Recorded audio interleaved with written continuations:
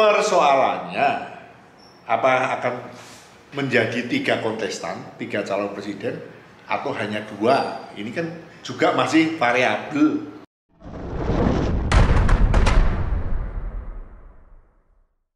Hari ini P3 menyatakan secara resmi mendukung pencalonan Ganjar Pranowo.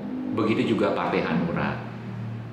Perindo juga begitu. Dan saya dengar Partai PSI, Solidaritas Indonesia. Nah, bagaimana nih Bapak merespon berita hari ini, Pak? Ya, sebetulnya kan ini Indonesia ini lucu. Lucunya adalah kan semua tahu kalau Pak Ganjar itu kan pollingnya tertinggi. Tapi elit politik ini kan mereka ini punya naluri yang dipertentangkan sendiri. Terutama yang ingin membid ya, melawan PDI.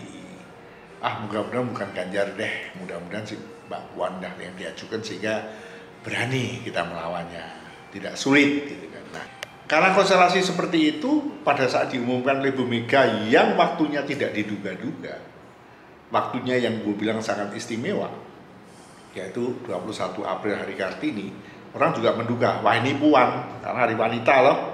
Dengan nongolnya Ganjar ini seperti ibaratnya batu meteor jatuh di telaga, ombak besar, semua seolah-olah kaget, harus konsolidasi lagi karena kena gelombang itu. Karena di luar ekspektasi, Pak ya? Ekspektasinya adalah Puan supaya gampang dikalahkan, tapi ternyata Ganjar gitulah. Nah, dengan demikian ini merubah konstelasi politik, analisa politik, kemudian harus bergabung dengan siapa dan lain sebagainya, ditata ulang. Anehnya, ya mereka akan kembali ke Pak Jokowi konsultasi. Ya ini silakan saja. Tentu ini akan suatu hal yang baru. Buat PDI tidak aneh, tapi buat yang lain menjadi seki ya, menjadi tidak nyaman ini kalau belum duduk pada yang diinginkan, gue mesti bergabung kepada siapa. Kurang lebih seperti itu. Nah, itu belum rampung, sudah bicara ribut tentang wakil presiden. Tambah lagi, padahal wakil presiden itu kan pastinya ditentukan oleh gabungan partai-partai yang mengelompok di situ. Ya meskipun PDIP bisa sendiri sebenarnya, Pak ya. Ya, pengalaman yang buruk adalah kalau sendiri nanti pada saat menang di parlemen akan kesepian dan tidak mencapai tujuan.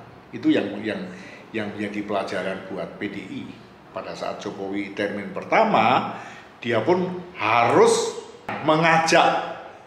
Untungnya Pak Jokowi ini piawi, semua mau bergabung.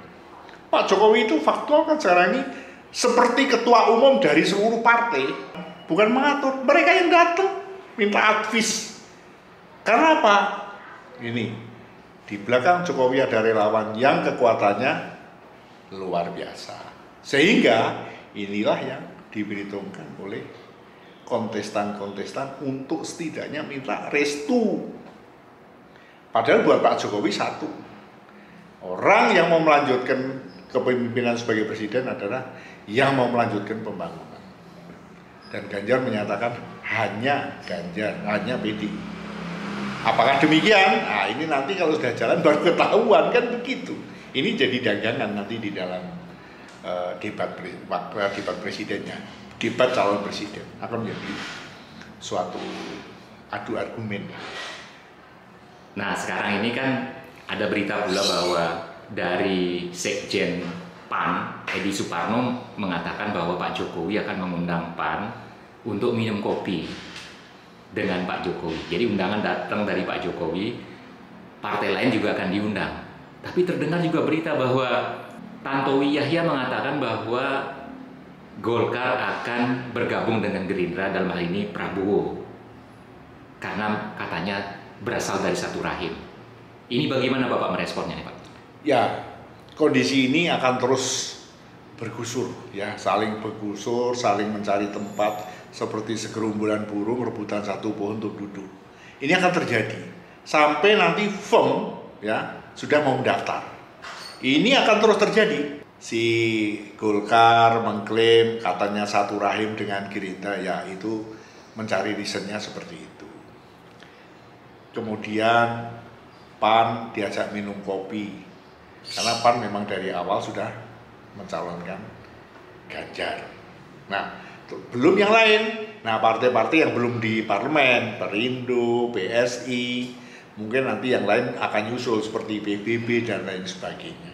Ya, konstelasi ini bukan koalisi ya, gabungan-gabungan ini nanti akan shoot ke shoot, mencari bentuknya masing-masing. Persoalannya, apa akan menjadi 3 kontestan, 3 calon presiden, atau hanya 2? Ini kan juga masih variabel. Bagaimana kalau seandainya ternyata cuma 2, Ganjar sama Prabowo? Nah, ini pun satu variabel. Jadi kalau sekarang analis politik itu menganalisa, variabelnya itu masih banyak. Jadi tidak mudah. Mau siapa, mau bagaimana, siapa yang cocok jadi wapresnya, siapa yang cocok jadi dan lain sebagainya. Semua ada hitung-hitungannya. Kenapa Erik, kenapa nggak Sandiaga, kenapa nggak Ridwan Kamil, kenapa nggak Mahfud MD. Semua ada hitung-hitungannya. Mau lawan siapa, apa yang mau digaet, itu menentukan langkah-langkah ke depan. Dan hanya politisi-politisi gaet yang sudah berreputasi barangkali yang cermat untuk memilih ini. Karena ini kan tidak bisa hanya dilihat dengan polling saja, tidak. Tidak cukup dengan survei saja. Tidak cukup dengan survei saja. Ingat, waktu Pak Jokowi the last minute memilih Ma'ruf Amin, memang ada nilainya Pak Ma'ruf Amin dalam survei. Kagak ada. Tetapi fakta lapangan bahwa Pak Jokowi yang dinilai abangan itu harus didampingi seorang tokoh muslim yang benar. Santri. Sehingga dengan demikian disebut, oh ini adalah paduan yang harmoni. Yang pintar banyak, yang baik kacamata banyak, tapi kan yang dibutuhkan lapangan nanti. Kan intinya voting, Pak, siapa yang mau memilih. Nah, situ target-target. Jadi pencoblosan itu penting banget gitu ya. Kuncinya di sana. Pada akhirnya yang menentukan menang kalah kan di pencoblosannya. Iya. Kalau Tantowi Yahya mengatakan bahwa Golkar akan merapat ke Gerindra, ke Prabowo karena satu rahim, sama-sama berasal dari Golkar. Nasdem kan juga satu rahim nih dengan Golkar ini, Pak. Kira-kira bagaimana nih arahnya nih? Dan dampaknya terhadap koalisi perubahan di mana di sana ada PKS, ada Demokrat, ada Anies, dan juga AHY, Pak. Kan harus dipisahkan begini, Pak. Golkar Pilpres yang lalu juga tidak ke Jokowi kan. Jadi ngulangi saja sebetulnya, ya kan?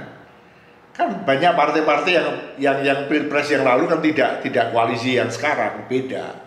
Kalau Tantowi Yahya mengatakan itu ya tentunya sah-sah saja. Memang dulu kan Paloh, Prabowo, terus kemudian sekarang Erlangga itu kan satu rahim Golkar sebetulnya. Nah sekarang kalau umpamanya pertanyaannya apakah Nasdem juga akan situ?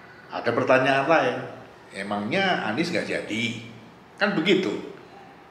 Banyak yang meragukan Anies gak jadi, kenapa? Gak ada suaranya sekarang. Suara surveinya cenderung flat menurun, terus tidak berani mengeluarkan statement-statement penting sebagai calon presiden.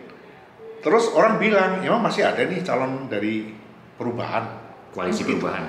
Ya, calon dari koalisi perubahan memang masih ada.